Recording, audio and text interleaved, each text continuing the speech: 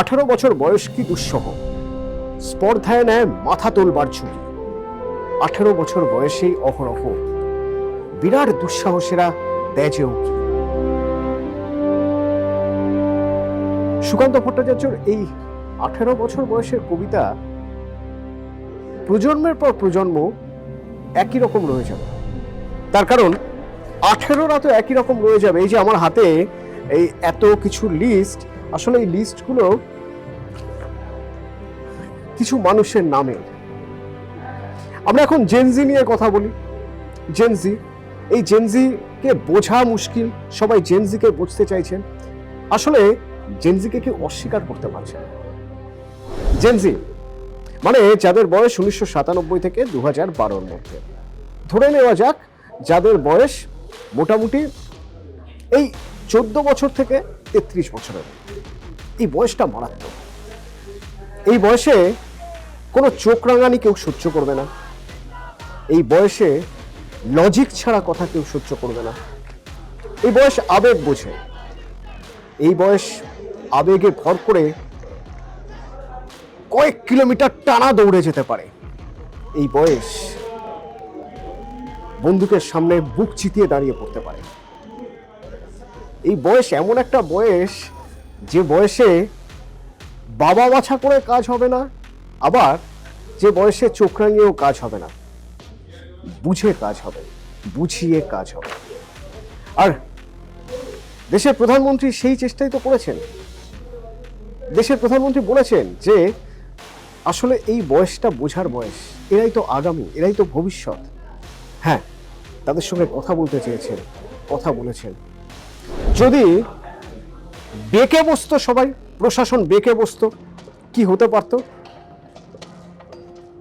18 বছর বয়স, মাথা তো নোয়াবে না, প্রতিরোধ গড়ে তুলত, প্রতিবাদ গড়ে তুলত।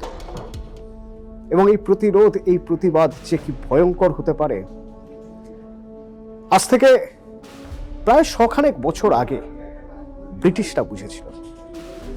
আজ যখন আমাদের আরো একটা স্বাধীনতা দিবসের আগে দাঁড়িয়ে আমি এই কথাগুলো বলছি, আমরা জেন জি নিয়ে কথাগুলো বলছি, তখন একবার বুঝতে হবে যে এই 1947-এর স্বাধীনতাটা এসেছিল যাদের জন্য সবাই পক্ককেশ অভিজ্ঞরা ছিলেন না। আসল লড়াইটা সেই সময় ওই 18রা দিয়েছিল। সেরকমই কিছু নাম আমার কাছে, যে নামগুলো আমি আপনি আমরা জানি, নতুন করে ঝালিয়ে নেওয়া প্রয়োজন, বুঝে নেওয়া প্রয়োজন। এই বয়স বিদ্রোহ বোঝে, এই বয়স বিপ্লব বোঝে, এই বয়স বোঝে নিজের হক ছিনিয়ে নিতে হয়, এই বয়স স্বাধীনতার মানে বোঝে। নামগুলো আপনিও জানেন, আমিও জানি। মনে পড়ছে ক্ষুদিরাম বসু। ক্ষুদিরাম বসু যখন ম্যাজিস্ট্রেট কিংসফোর্ডকে হত্যার চেষ্টার অভিযোগে হাসি মুখে ফাঁসির দড়ি গলায় দিয়েছেন, তখন তার বয়স 18। ঠিক ওই একই কেসে আরো একজন পুলিশের হাতে ধরা পড়ার ঠিক আগের মুহূর্তে রিভলভার দিয়ে গুলি করে সুসাইড করেন প্রফুল্ল চাকি, 19 বছর বয়স। আরো নাম বলি, আপনার আমার চেনা নাম ভগৎ সিং, 23 বছর বয়স। ভগৎ সিং এর সঙ্গে সেদিন ফাঁসিতে যারা গিয়েছিলেন, শহীদ হয়েছিলেন, একজন সুখদেব থাপার, একজন শিবরাম রাজগুরু। সুখদেবের বয়স 23, ভগৎ সিং এর 23, রাজগুরুর 22। প্রীতিলতা ওয়েদ্দেদার 21 বছর বয়স। পুলিশের হাতে ধরা দেননি। চট্টগ্রামে ইউরোপিয়ান ক্লাব আক্রমণের পর যখন পুলিশ তাড়া করছে, তখন 21 বছরের প্রীতিলতা ওয়েদ্দেদার পটাশিয়াম সায়ানাইড খান। রাইটার্স বিল্ডিং অভিযান, বিনয় বাদল দীনেশ। 22 বছর বিনয় বসুর বয়স, বাদল গুপ্তর বয়স তখন 18 আর দীনেশ গুপ্তর 19 বছর বয়স। আরো নাম আছে, কনকলতা বড়ুয়া, 17-18 হবে বয়স। অসমে তখন 42-এর ভারত ছাড়ো আন্দোলন হচ্ছে, পুলিশ গুলি চালাচ্ছে, বুকে তিরঙ্গা নিয়ে শহীদ হয়েছিলেন কনকলতা বড়ুয়া। একে একে নাম আসবে। অনাথ বন্ধু পাঁজার 21 বছর বয়সে শহীদ হয়েছিলেন। নাম আসবে মৃগেন্দ্রনাথ দত্তের, 17 বছর। প্রদ্যোৎ কুমার ভট্টাচার্য, ফাঁসি হয়েছিল ডগলাস হত্যা মামলায়, 19 বছর বয়স তখন। নাম আসবে করতাল সিং সারাভাত, লাহোর ষড়যন্ত্র মামলায় মাত্র 19 বছর বয়সে ফাঁসি, কিন্তু এই একটা ফাঁসি আরো 100 জনের জন্ম দিয়েছিল, 100 জন বিপ্লবীর জন্ম দিয়েছিল। কারণ ওই বয়সটাই এরকম। সুভাষচন্দ্র বসু থেকে শুরু করে মাস্টার দাসসূর্য সেন সবাই ছাত্র বয়স থেকেই ঝাঁপিয়ে পড়েছিল। আসলে এই বয়সটাই তো বাধা না মানার বয়স, এই বয়সটা বিদ্রোহের বয়স। সাদাকে সাদা, কালোকে কালো বলতে এদের কোনো দ্বিধা থাকার কথা নেই। এদের পিছনে কোনো ব্যাগেজ নেই, তো এদের কোনো দায় নেই যার জন্য এরা সাদাকে কালো বলবে, কালোকে সাদা বলবে। এরা রাজনীতিতে নেই, এদের এমন কোনো দায়বদ্ধতা নেই কোনো জায়গায় যেখান থেকে এদের মিথ্যে কথা বলতে হবে, এদের চুপ করে থাকতে হবে, এদের অন্যায় সহ্য করতে হবে। এই বয়সটাই তো এরকম।